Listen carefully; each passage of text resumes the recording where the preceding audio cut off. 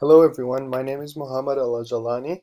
The topic I have chosen to do my presentation on for Public Health View Online is the 2009 H1N1 pandemic. Background information. This virus was a unique combination of influenza virus genes never previously identified in either animals or people. Since it was very different from any other circulating H1N1 viruses, it caused more severe illnesses. It started in North America and it spread through the world as we can see in the figure below. A total of 74 countries and territories had reported seeing the infection. Current situation. SWOT analysis. Strength. It showed that influenza could be deadly and it should be considered just like any other brutal disease. Governments provided more funds to the public health facilities and research programs to find a way to identify a virus before it emerges. Weaknesses. Brutal illnesses that led to death in many cases. The people lost trust and confidence in their governments and public health institutions that they can't medically protect them. Opportunity. It gave an opportunity to detect different viruses that emerged afterwards. It gave an opportunity to new research programs to transpire and more educational programs to take place. Threat. It caused chronic illnesses that people still suffer from till today. Prioritize core issues. The main issue there was no treatment for the virus, since it wasn't identified before and it had its unique shape. The main cause of infection was direct exposure to pigs. It did spread quickly. Around 150,000 to 500,000 people is the range of death in 74 different countries.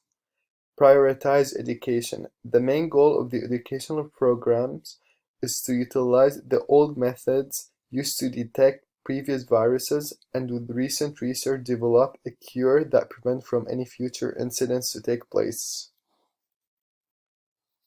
Analyze alternatives. When we talk about alternative routes, we have to mention the health belief model, which is the personal beliefs that influence health behavior.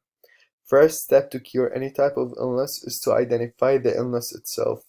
Since it already took place, I'll be talking about alternative routes to be followed in the future if this had to happen again.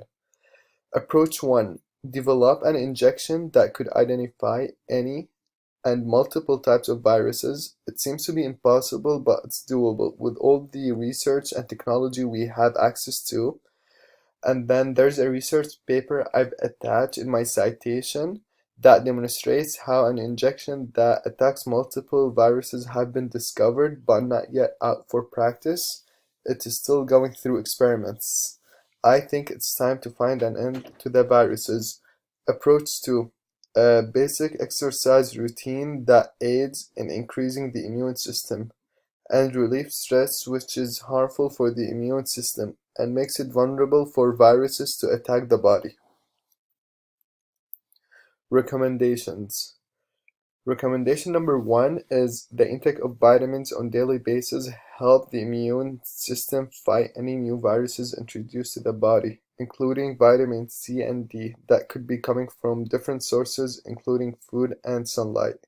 Recommendation number 2, practice good health habits, including washing hands regularly with alcohol, avoiding crowded areas, and avoiding direct contact with street animals. Action plan. What should be done? Since the crisis took place and an action plan was done, so I'll be talking about an action plan to be followed in the future. A percentage from our tax should be invested in advanced flu research.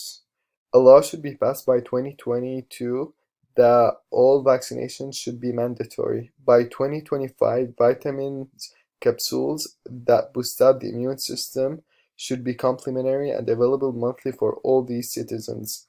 By 2029, gene testing should be implemented and people who are vulnerable and have weak immune systems should be separated from the whole population till they get certain treatment to avoid getting attacked by any severe flu. Opinions. I will make sure to take vitamins on daily basis. From my personal experience, when I used to take enough vitamins in my daily diet, I've never experienced any severe type of flu. Once I stopped taking good amount of vitamins, I got invaded by a flu. So I think it is crucial to add vitamins to our diet. After that, sleeping well, staying clean, and taking flu shots when needed is a great way to protect our immune systems. I am really terrified to get flu since the flu season just started and so many people I'm surrounded with got the flu. And finally, here's a list of my citation. Hope you enjoyed my presentation. Thank you.